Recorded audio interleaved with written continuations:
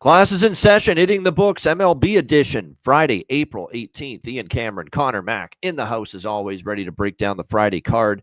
Hope you didn't take the under in the Wrigley earlier today with Arizona and Chicago. Obviously, that game's gone wild, 12-11 in the ninth. We'll see what the rest of this Friday slate has to offer. Let's get right into it, and we will begin with this remainder of this Friday card with a look at the – hold on, let me get my – there we go. We've got the Kansas City Royals taking on the Detroit Tigers.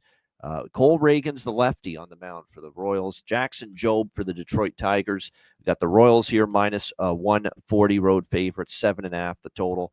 Not a strong opinion on this game, but I would lean to the under. I like the way Reagan's is dealing right now for the Kansas City Royals, but I like Jackson Jobe. I think there's a lot of upside for him, and he struggled a bit in his first start, but he was a lot better in his last outing. I think he's got some upside long-term for this Tigers team. It's not like the Royals are hitting all that well right now, so I could see this one being a low-scoring game.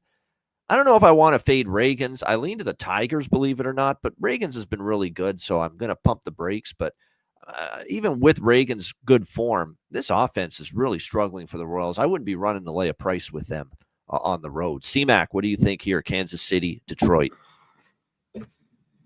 Oh, man. So just because you got your ace pitcher on the mound, like are the bats are gonna wake up Yep. for the Royals? I don't know. They're just in a funk.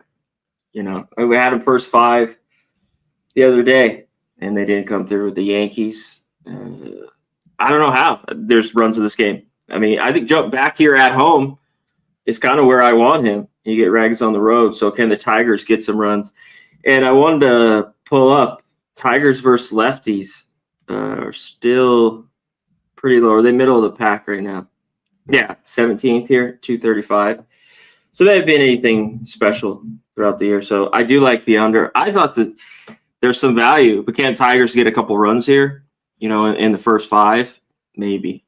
But right now, until the Royals get back home, the basket going, I can't back them. All right. I agree with that. It's just difficult to trust this. I've been burned a couple times trusting this lineup. I still have horror memories, nightmares, I should say, of them getting blanked by Carrasco earlier this week by the Yankees. Oh, yeah. Score against him. Yeah. Yep. And then they've done nothing the next 3 games after that. Yep.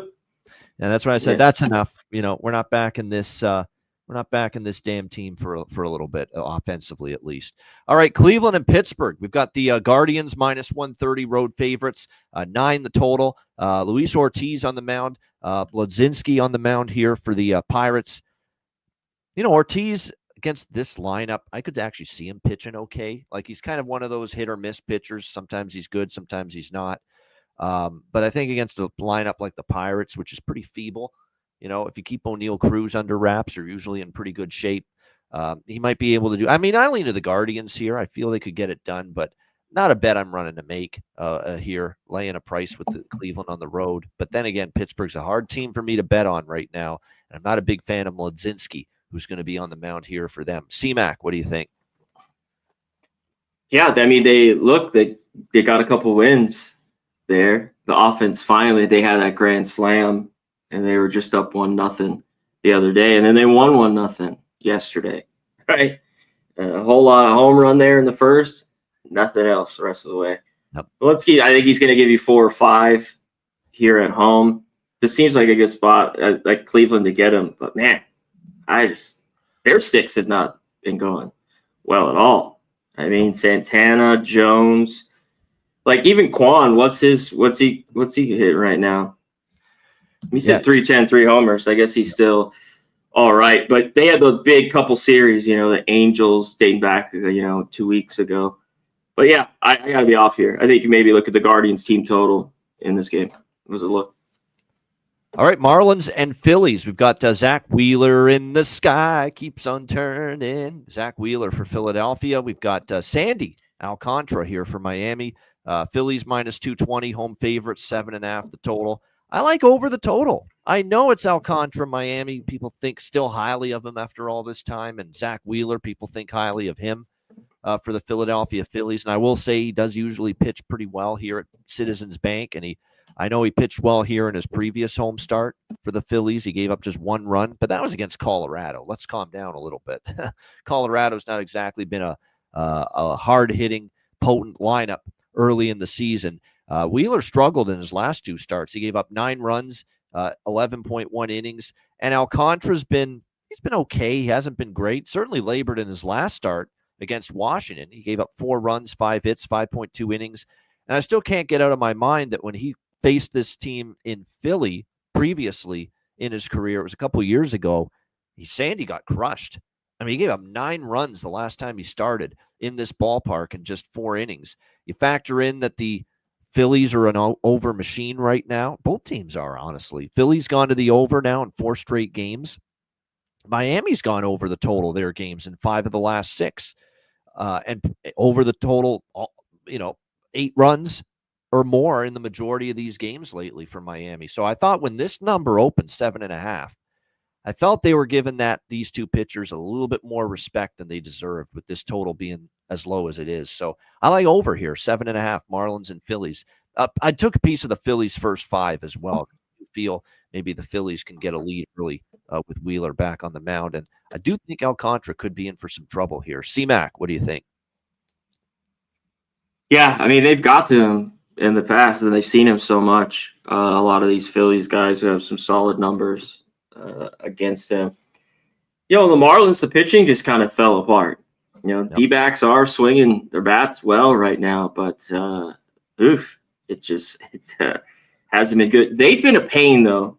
Maybe it's not always Alcantara's had some very good games against the Phillies. Though, through the years, bad Marlins teams have been able to play them well. That's just what happens in the division game like this. Yep. So it's just tough going to the Marlins, who have bit me a little bit, taking them this week. I thought maybe look at the first 5. You talked about this. Wind's blowing dead out here, 15 miles an hour, basically the dead center. 7.5 was just maybe a little bit too light. People see these pictures, but think under. With everything going around that's in this game, it's moved it to 8. So I think there's some big money that's gone on this over. All right, we move along now. Next up on this Friday slate, we have Cincinnati and New York Yankees and Tampa Bay Rays. Actually, Carlos Rodon, Drew Rasmussen, the pitching matchup here in this one. We've got the Rays, a slight home favorite here in this game at around. Actually, the Yankees are a slight road favorite, I should say, -120. The total 8 in this game. Rodon's always a bit of an enigma. What are you going to get from him? How will he fare here against, in this ballpark in particular, which we know can give up some home runs? It plays to hitters a little bit. That being said, I like Rasmussen. He's definitely someone I'm interested in backing. Can he get the job done here? I lean Rays. I lean under. Not strong opinions, but that would be the way I would play it. I think there's a little value with Rasmussen. Maybe first 5 if you don't trust the Rays bullpen. But I lean to the Rays in some form and some kind of under here. It's difficult to bet unders in this park, but this is a matchup where I think these pitchers could be good enough to keep these bats in check at least a little bit. What do you think here with this one, Yanks, Rays? Yeah, I think so. Night game, wind's blowing in a little bit. I have to say, as long as they're not up, good contact we've seen in this ballpark is going to get there. That's a lot of places, though. You barrel one up, it's going out. You hang one up in the wind, it'll kind of hang around, and you'll get an out. I like the Rays too. First, you know what? They need to get wins here, even though this is basically Yankee Stadium. They're spring training. I mean, there's going to be more Yankee fans. Ballpark inside and out too, as well. Yeah. Rodon's been a little bit of a fade on the road, and the Rays kind of have got to him. Look for Diaz. Always eats lefties in the leadoff spot, but especially Rodon. So look for some Yandy Diaz tonight. But yeah, that's it. I like the Rays kind of first 5. They go on the road. I think they played something crazy here. Ivano, 20, I don't know what it is. 21 of their first 24 games are at home. And they're going to go on a bunch of long road games because I guess the weather was, the factor with that. You don't want too many fucking rain delays. Yeah, in the middle of the season. Yeah, during the season. Yeah, summer. Correct. Yep. Yes, that's exactly why. So they better get some wins here. This racing, especially unless they're going to be a road warrior, and maybe they will. But yeah, unless that's true. But I wouldn't leave it to that. I would want to rack up as many W's as I can before this road gauntlet begins here for the Tampa Bay Rays for sure. All right, Cincinnati and Baltimore. We've got Andrew Abbott on the mound here for the Reds, battle of lefties, and Cade, no relation to Maury Povich, here for the Baltimore Orioles. I say it every time. He is not the father. I never get sick of that. Yeah. I know. Every time I see him, I just think of fucking Maury Povich. Every time I see his name. It's crazy. Oh, man, that never gets old. You are not the father. Not the father. Baltimore minus 170 home favorites, 9 the total here in this one. This could be an over tier. I mean, Abbott, when you look at the way things have gone for actually Abbott, 1.8 ERA. We'll see. He had one, coming into this year. We'll see. He pitched well against Pittsburgh. How much do you put into that? And the one thing I worry about with Abbott is on the road, he was a little bit susceptible last year. I think Povich has kind of been up and down. I haven't loved what I've seen out of him. I mean, he's given up 9 runs in just 13.2 innings. He's given up, how about this? How about 24 hits allowed by Cade Povich so far this season? So much contact. Just 14 innings. Yeah, I mean, that's a lot of hits right there. And even though he minimized the damage at times, that's 24 hits in 14 innings and change is way too many. That's too much hard hit contact that you're giving up. So we'll see how this one plays out. I'd certainly lean Reds at this price. I'm not running to lay minus 170 with Baltimore, but I am a little worried about Abbott and how at times last year away from home he kind of struggled. This could be over here at 9.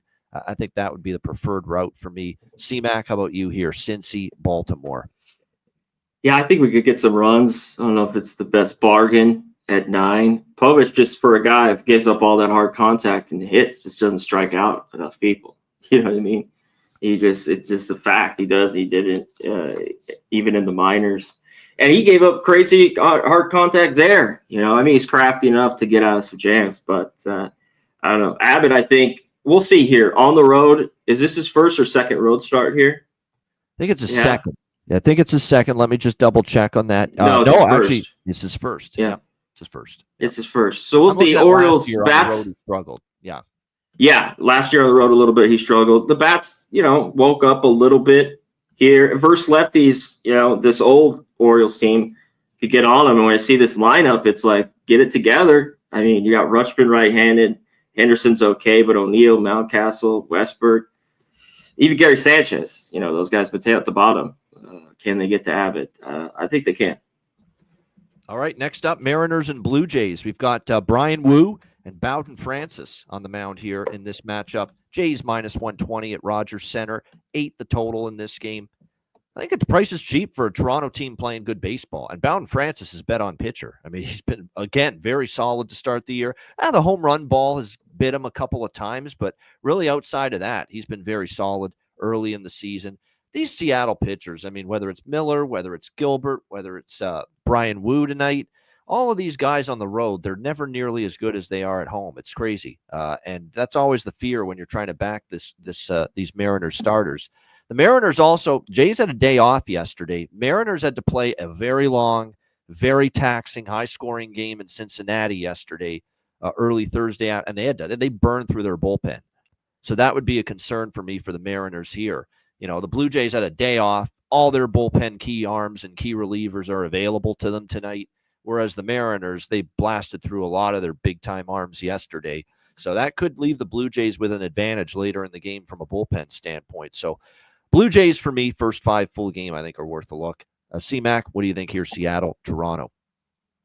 Francis just needs to be all right here at home. Mariners, one thing, these guys are best average, but they can go deep, and we just saw it, in the comeback rally, all these guys in that lineup. So he's just got to keep the ball in the ballpark. That's been a little bit of his problem. And some of the numbers, his whip, xFIG haven't looked great. They've kind of barreled up and he's got by. But I was thinking he could get the win here. It's just kind of a shitty spot here for the Mariners, like you were talking about. So I thought, plus, right around 105 even money. There's a little value here with the Blue Jays today. Bats got to get going a little bit. You get to Wu. Wu's looked good. He looked great after that. I had the Mariners. I had Plonk RBI in that game. He had the bases loaded. They already scored a run, no outs, and he got out of that. And then after that, he cruised. in that start. I watched the whole thing. I was like, wow. So let's see him get it done on the road. But he's been good to start the year. All right, next up, it's the Battle of the Sox. We got the Chicago White Sox and the Boston Red Sox. Red Sox minus 230 at Fenway, 9 the total in this game. How about Martin Perez for the Chicago White Sox here so far this season? He's actually been good. 1.59 ERA here through his first 3 starts. He's given up 3 runs in 17 innings. Now, he has had some command issues. You look at it, you don't love seeing 9 walks in the first 3 starts. But he's had strikeouts. He's minimized the damage. He's only given up 9 hits so far. So he has pitched solid. What are we going to get here from Boston, from Hunter Dobbins, who is going to get this opportunity here? He's got a 3.6 ERA, 5 innings pitched, 2 runs, 8 hits allowed. His numbers aren't great. I think it might be worth a shot to take a chance on Chicago first 5. Obviously, the bullpen's not what you want. I mean, you don't want this White Sox bullpen. They're not very good. And we know the White Sox often, even when they have a lead, they let it slip and they blow it in the latter innings. So I don't know if I want any part of that, and their bullpen. But maybe in the first 5, you could take them. I think they might be worth a look here, and you can get obviously a nice plus price with that first 5 on the White Sox here in this game at plus 170. And you could always go with the plus half a run here at even money, plus 110 with plus half a run. On the White Sox first 5 as well, just for them to be tied after the first 5, you cash your ticket. So I don't think that's the worst bet in the world because, again, the Red Sox, based on the way they've started the year, they're a little bit overvalued. And right now with Martin Perez and his sub-2 ERA on the season, that's an awfully tantalizing proposition here when you're getting this kind of a number. Yeah, you worry that the Boston lineup wakes up. Yeah, you worry that the Martin Perez blow-up game is going to happen, but based on what I've seen so far, the only thing I'd be interested in here is the White Sox first 5. C-Mac, what do you think? Yeah, there could be some runs in this game. And it's like this White Sox team, after they beat this Red Sox team, right? 2 of 3? Yep. Just right before they got drilled by the A's. I mean, scoring 4 runs in those 3 games looked awful. Can this horrible, shitty lineup that they got out, can they get some off Hunter Dobbins? It's like, I think so. Dobbins is not great. He gives up contact hard. So can they do it? And can Perez give you 5 good innings? So to me, yeah, at this price, you want to be laying this big a price with the 10-10 Red Sox team? I mean, they are at home. No fucking way. Not right now. So I agree. I think you take the White Sox shot with them first 5 or nothing. Cut the bullpen out. I agree with that. And they could get to Perez. They could, but Bregman's back in here today as well. I was wondering if he was in. He's in. Yeah, we'll see if that means runs in Boston tonight. We'll have to wait and see on that. Here's a game I think that might have some runs. Cardinals and Mets. We've got Miles Michaelis, David Peterson here on the mound. We've got the Mets minus 190, home favorites, 8 the total. I think this could be an over, too, because Michaelis and 8 seems low. I'm not a Michaelis fan. Yeah. I don't think he's particularly great. And I know these are lineups, and especially the Mets, their offense has not been humming like we thought it would. Bringing in a Juan Soto who's gotten off to a bit of a slow start. And the whole Mets lineup hasn't been clicking. But I think tonight they could get going against Michaelis. And then on the flip side, Peterson, there was a time the Cardinals were mashing left-handed pitching, and they'd match up very well against Peterson. They haven't been nearly as good against lefties in recent times, but I think they could do enough. And the Mets bullpen's been hit or miss. So at 8, and the winds, and by the way, the winds are blowing out at Citi Field tonight here in New York. So that's certainly going to help the over. I think I do like the over. It is what I took here in this game. C-Mac, what do you think? Yeah, I mean, he has some rough numbers. If you look at Lindor, you could look at Soto. I'm going to look to Alonso, who's been one of the only guys really swinging a hot bat. Jesse Winker here in the 4-hole has some good numbers. This is perfect kind of matchup pitcher for a guy like him. And you're getting great numbers. He's definitely got to take his RBIs plus 200, his Jacks plus 800, and 6 for 16 with a couple of homers already off Michael. So big value, I thought, here, hitting 4th, Jesse, the Winker in this game. Yeah, I think there could be some runs. You got to get Juan Soto. Needs to get rolling. Mr. fucking Cash is not delivering the goods so far. No, now they're probably thinking they should have, we should have let him stay with the Yankees at the moment. I know there are already some bats. He will get going at some point, but you got to be patient. But you're right, definitely not the he's still early good a hitter. return. Yeah, Yeah. and we've seen him have big second halves of seasons before. So I wouldn't push the panic button yet, if I'm a Mets fan, but obviously underwhelming returns to begin, given the money that obviously you've paid him, no doubt. All right, Minnesota, Atlanta. We've got Chris Paddock on the mound for Minnesota, Bryce Elder here for Atlanta. The Braves minus 150, home favorites, 8 the total in this game. So we've documented that these two lineups have been putrid. Although I will say the last 2 games of the Mets series, the Twins did score 10 runs in the 2 games combined, 4 and 6. That's a step in the right direction for this Twins lineup, which wasn't hitting a lick before these last couple games. Meanwhile, the Atlanta lineup, they did have an 8-run outburst in the first game of their series against the Blue Jays. They did get shut down after that, but you have to remember Chris Bassett and Kevin Gossman here for the Blue Jays. They've been off to a great start. So, yeah, I know the Atlanta lineup hasn't been great, but they did face pretty good Blue Jays pitching in that series, especially the last 2 games. They're not going to face that here. Chris Paddock has been rough to start the year for the Minnesota Twins. You look at his numbers. He's given up 15 runs in just 12 innings this year. That ain't good for Chris Paddock. And then you look at Bryce Elder. I don't think much of him. He has given up in 2 starts this year, 8 runs, 12 hits in just 10 innings for the Braves. So I know these lineups, Minnesota and Atlanta, they have not been great overall this year. We have seen it. I get that totally. But these pitchers are horrid. These pitchers are just not reliable, in my opinion.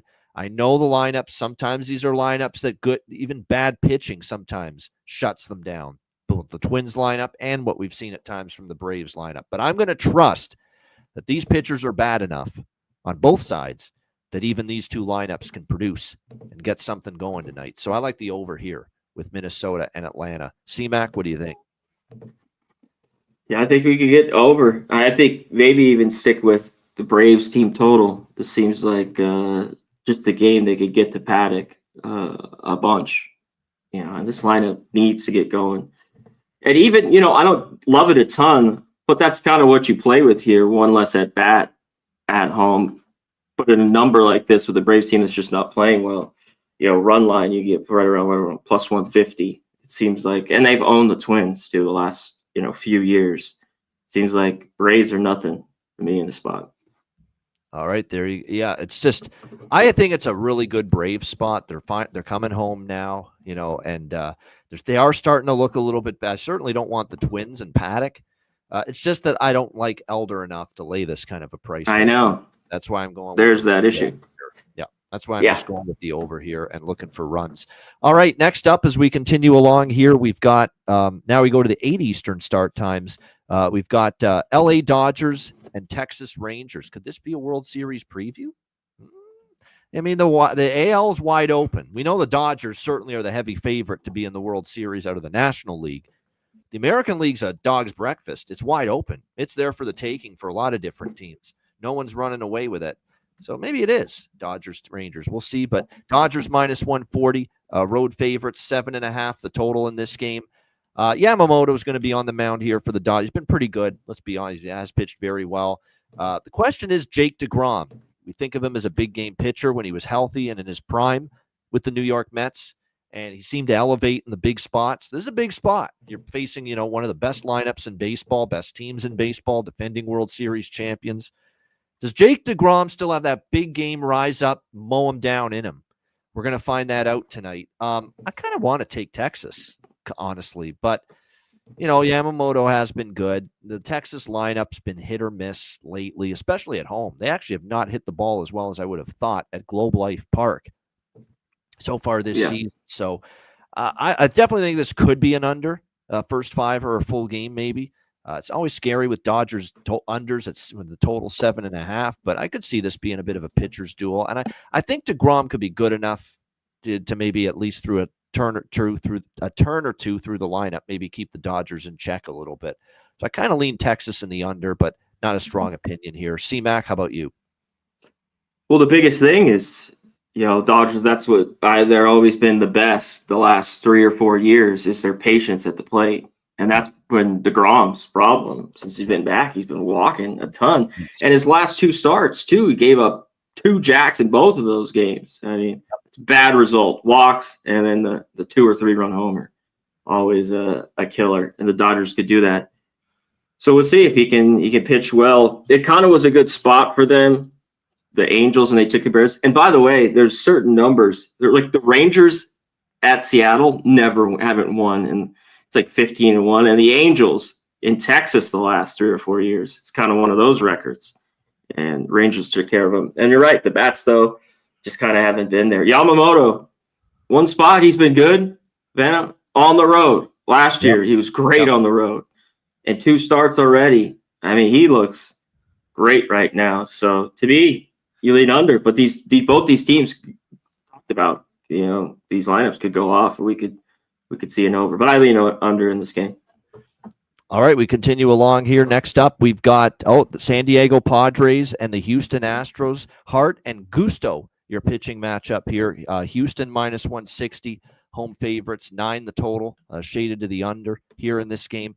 I don't think much of this starter on the mound here, this lefty for San Diego, Kyle Hart. I don't think he's great. I know he shut down Colorado last time, but again, it's the Rockies. Before that, he got lit up by the Cubs. 5 runs. He didn't even get out of the first inning. He had 4 walks. Yeah. Corey Hart. Before that, he wasn't great. Kyle Hart against Cleveland either. The problem is, Houston lineup stinks right now. I'm going to say it. They're supposed to be good, but they're not right now. Yeah. They're just not. And until I see some life offensively from this team, they should match up well. You know how good Houston used to be against lefties? They just automatic. They faced a lefty, you would want to bet on Houston or bet the over or bet their team total over. You know what Houston's doing as a team against lefties so far this year? 127 is the batting average as a team versus lefties for the Houston Astros. 127, they're averaging 1.4 runs per game. They're supposed to be able to smash Kyle Hart, but I can't trust them to do it. So I think I'm passing this game. It's a tough game because I don't want Hart, but I don't want this price with Houston. They're not hitting lefties, and their offense is not in great form, so much so that I don't even know if I can trust them against mediocre pitching. C-Mac, what do you think? Yeah, like everything points, like this is Astros spot. Like they've just been dreadful. Fuck. Like, and they should get to Kyle Hart. I was throwing a Corey Hart. Where's his sunglasses at night? I was Kyle Hart. When I said, I know. I was thinking Corey Hart. Yeah. When you brought that up, that's why I was doing it. But the Cubs, he against the Cubs, he gave up 5 runs, 4 walks. He didn't strike any of them out. Then I don't know what to make too much of the fucking Rockies start. The Rockies just can hit nothing. But he's the guy who should give up. And it's like when you look at this lineup, it's like the Astros got to get going. But on the other side, just how well the Padres have been playing. On the road, even better at home, but as dogs, it's like the value to me is with them. This is just tough because like they're humming. This is Astros. Yeah, take them. Their team total, they should get to Hart. But yeah, I got to be off because everything if they're hitting the ball well. I think it is Astros, but nah. But you also have to remember too another thing: 12-1 at Petco Park for San Diego, 3-3 on the road. So even though it's a small sample size, they haven't been that same group away from home, and that's another thing that's keeping me from that and Hart. And I'm like, I don't want to take San Diego here, but I just can't get there. Minus 160 with Houston, can't do it. I know it's like this Padres here should get to him right away, but this is why baseball. It's 162 strange. Games. These teams play almost every day. You can feel free to pass a game. It's But off how they're playing, I get people, even with Hart on the mound, you just get to their bullpen, you want to be on the Padres. Like, I get that's what first look, most people all just, want to take. Exactly. No doubt. All right, here we go. Next up, we've got the Athletics taking on the Milwaukee Brewers. Fast Freddie Peralta for Milwaukee on the mound, and it is the young JT Ginn here for Atlanta.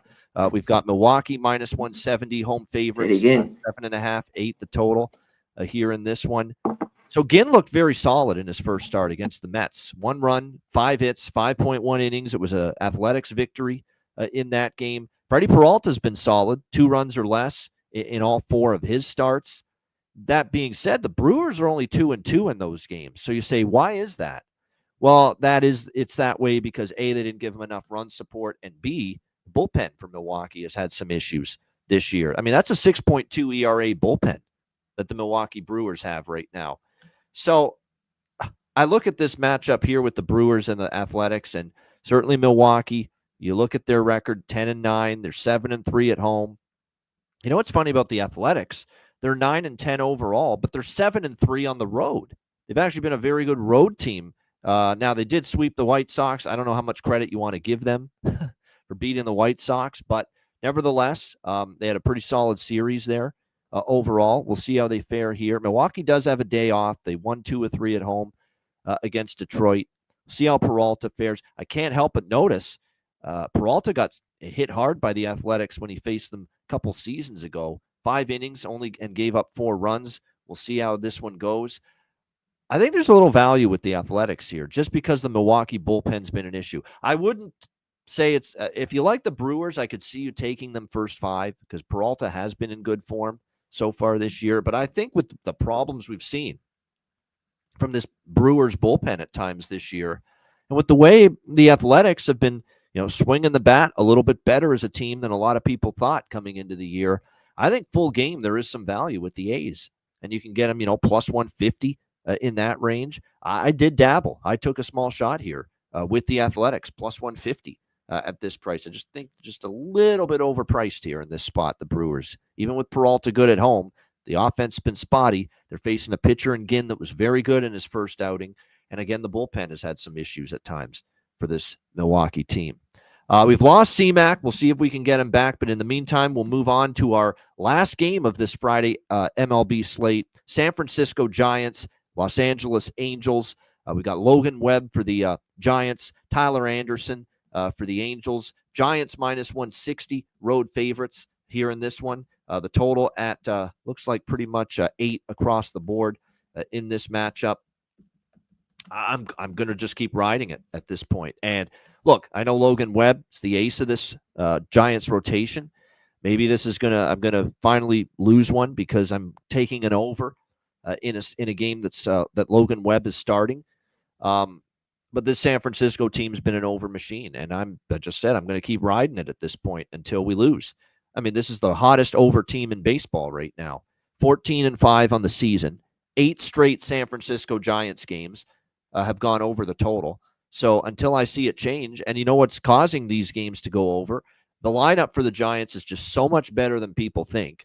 And look at the way they've been hitting lately, whether it's Yastrzemski, whether it's certainly Helio Ramos, Lamonte Wade, Wilmer Flores. They're getting some pop even from the bottom of the lineup from guys like Tyler Fitzgerald. I mean, this is a really solid lineup right now the San Francisco Giants have got going. That's a big reason why they've gone to the over in 8 straight games. And yes, Logan Webb's been very good to start the year, 4 pretty solid starts. But again, lights out when he faced the Reds in San Fran. But you look at on the road, he gave up 3 runs, 5 hits to the Yankees on the road. He gave up 3 runs, 6 hits, 5 innings to Cincy on the road. He's always been a guy that's going to give up a little bit more contact and give up a few more runs on the road than he does at home. He's definitely not a huge home road split guy, but you do notice he's not nearly as effective on the road, Logan Webb, as he is in San Francisco. So I think the Angels could be able to score a few runs off him. Now, I know it's an Angels lineup that went ice cold against the Texas Rangers. They were hitting the ball about a week ago pretty well as a team, but that was not a good series for them offensively. They got swept in Texas by the Rangers, and they only scored 4 runs in those 3 games. That being said, I think they could do it some damage here against Webb. We'll see. On the flip side, you've got Tyler Anderson, the lefty for the Angels. He did pitch well against Houston, but we mentioned it and documented it. Houston's not hitting the ball like we thought. He struggled before that against St. Louis, and he gave up 3 runs, 6 hits, and 5 innings against the Cardinals. And it is worth noting to begin the season, Giants, not bad as far as production goes against the left-handed side, almost 5 runs per game. So at 8, we've been on a bunch of these Giants games over the total lately. 8 is a reasonable number here. We'll ride it one more time here. San Francisco, LA Angels over 8 as the Giants look for their 9th straight game going over the total here in this one.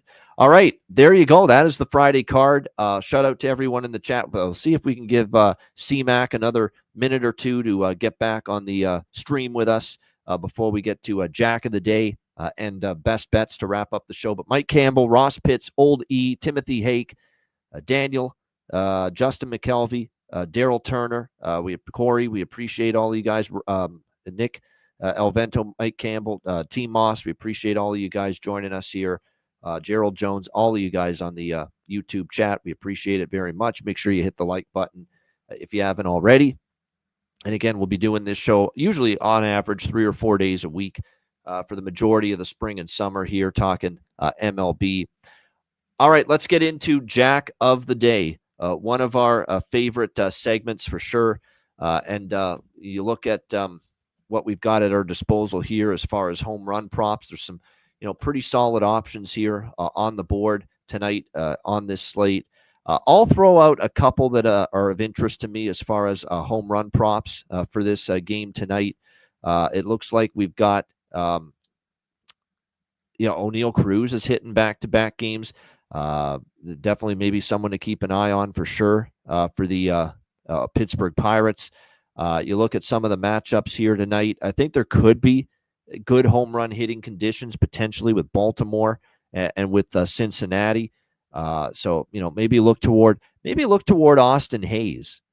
Austin Hayes against Cade Povich. Remember, Austin Hayes is someone that's very familiar with Baltimore, very familiar with the Orioles, very familiar with Camden Yards, guy that played a good chunk of his career with the Orioles in that ballpark. So I think Austin Hayes actually is a nice, solid option, especially plus 600. It's the price you're getting with him, maybe to go yard for the Reds tonight. But going back to Baltimore against his old team, it worked out well for Anthony Santander. I remember he went back to Baltimore last week with the Blue Jays, and he hit a home run there at Camden Yards. So that's definitely one that kind of stands out to me, Austin Hayes for the Cincinnati Reds. And again, you can get plus 600. Vladdy finally hit his first home run and for the Blue Jays. And sometimes he can get on a bit of a roll. It would not shock me if he maybe gets on a bit of a heater for them. We'll see about that. But certainly a good price there, plus 450 for him. This Lawrence Butler, I keep talking about him for the Athletics. He's got good power. He hit one yesterday and plus 425. I think probably worth a look there. So there's just a couple I could go on, but you're trying to keep it to my biggest value home run props on the board. And there are some of the ones that I do like here for tonight. All right, let's go to best bets. This might be just you and I to finish the show. Let's see, we've lost our guy, CMAC. He's lost in space right now, but we'll wrap up the show here. Best bets. And for me, best bet for this Friday card, I'm probably going to go to one of the totals. I'm just thinking of which one it's going to be. Let's go with the Cardinals and Mets. Let's do that one over 8. I like it. Michaelis to me is very susceptible. And I know the Mets lineup hasn't been clicking like we thought, but the conditions are favorable for runs. The wind is blowing out tonight at Citi Field. I'm not a big fan of Miles Michaelis. I think the New York Mets are going to be able to get to him a little bit. And David Peterson, I think, on the mound for the Mets. There's actually a couple guys that do have decent numbers for him, against him for this St. Louis team. And again, a guy that might be for some more difficulty tonight because of the conditions being ripe for hitting tonight at Citi Field. So we'll go with that. Cardinals and Mets over 8, even money, minus 110. That is going to be my best bet here for this Friday. Yeah, that's a good combo. Mike Campbell, I'll tell you what, Braves Twins was almost my best bet, but those lineups can be scary because sometimes even horrible pitchers can have shut them down this year, the Braves and the Twins. But I agree with you there. It's still a best bet candidate for sure, but I went with Cardinals Mets over 8 for tonight for best bet. Someone mentioning the Tigers game. Yeah, Jason, we did talk about the Tigers game earlier. CMAC and we both leaned to the first 5 and or full game under. We like Reagan's. I just don't want to lay a price like this with the Kansas City offense. What I would say is Kansas City, if you like them, take them first 5 because I think Reagan's can pitch well. But if I'm looking full game at this price, I could only look Detroit. And Kansas City bullpen has had some issues at times. So I think the full game, I would look to the Tigers at this nice price. But Kansas City early, I do expect Reagans to pitch well, and I think it's got the chance to be a lower scoring game there with the Royals and the Tigers. All right, that's a wrap. Thanks to everyone for tuning in. I know CMAC, had connection issues, technical issues here the last few minutes, but I'm sure he appreciates you guys tuning in as well. And like I said, we'll be back with you next week once again for more MLB Hitting the Books. Shout out to everyone in the chat. Make sure you hit the like button, like the channel, subscribe, and share it with everyone you know. The Hitting the Books YouTube channel, where we'll be for the rest of the MLB season. And, of course, college football, which is how we started and launched this channel. It'll be back here before you know it. That's a wrap for Connor Mack. I'm Ian Cameron. Have a great Friday night and a great weekend. Enjoy the games and good luck. And thanks for watching. We'll be back Monday for another edition of the MLB Hitting the Books show. Until then, class dismissed.